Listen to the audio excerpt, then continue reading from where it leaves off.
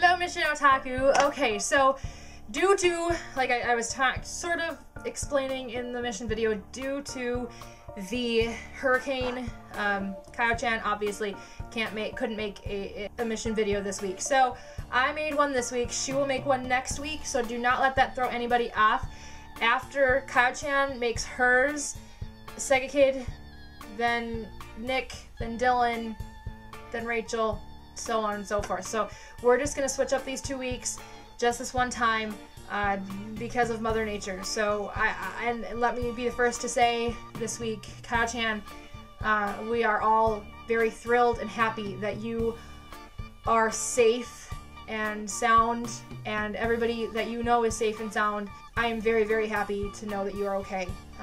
Like I told you on Twitter, you are far more important than this channel. So just understand that we love you, and I think I speak for everyone when I say that we all love you, and we are very happy that you are okay, and we will see you on Saturday.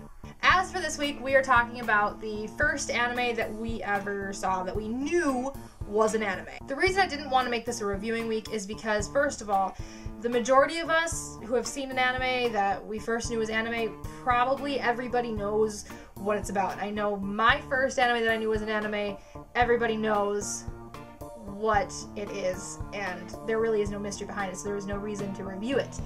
However, the other reason why is because it's probably been a long time since we've seen it. I know the whole story of the show that I saw first, but not everybody might, so here we go. The first anime that I ever saw, knowing it was an anime, was Pokemon.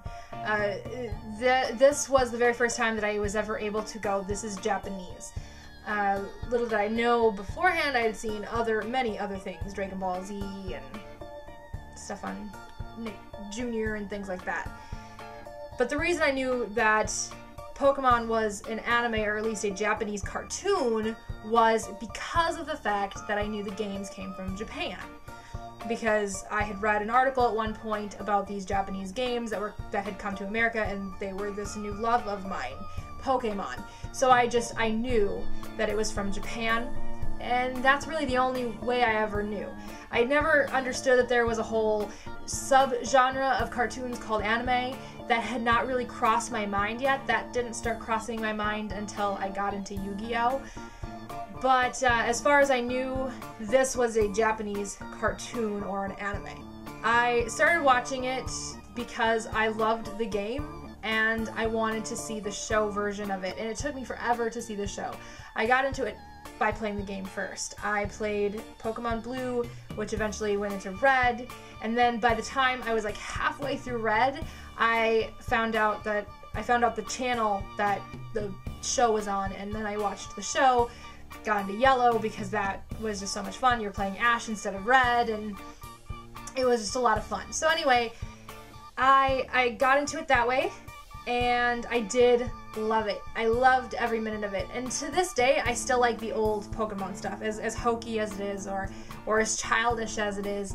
There's still this special place in my heart for it, and I think that there are some really great heartfelt moments, like even in the very first, I think it was the first or second episode, one of the two, where Ash is staring down the Spearows and he's just, "Come and get me!" and he's letting the Spearows come after him. And I just think that that was such a cool moment, and I watch it to this day and I still kind of get this heart-pounding feeling.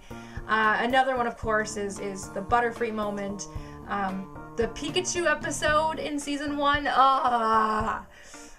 some very heart-wrenching, some very stressful, very suspenseful moments, and in something as silly as Pokemon.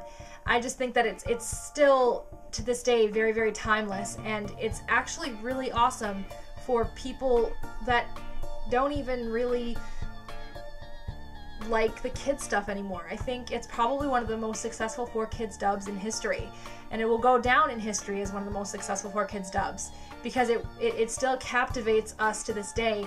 Me, who's 25, almost 25, and can go into, you know, a viewing room at Detour watching the biggest climactic moment in the first movie and still feel a lump in my throat.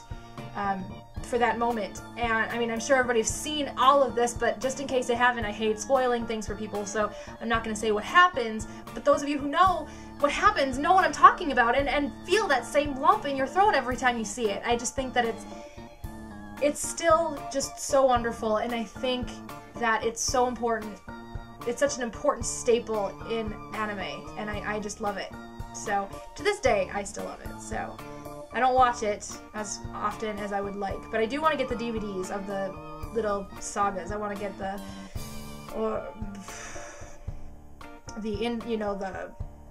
first 3 through Orange Islands, or through probably through Orange Islands. So maybe a little bit beyond that, but anyway. So that is what I've got to say, and Second Kid, we will see you tomorrow.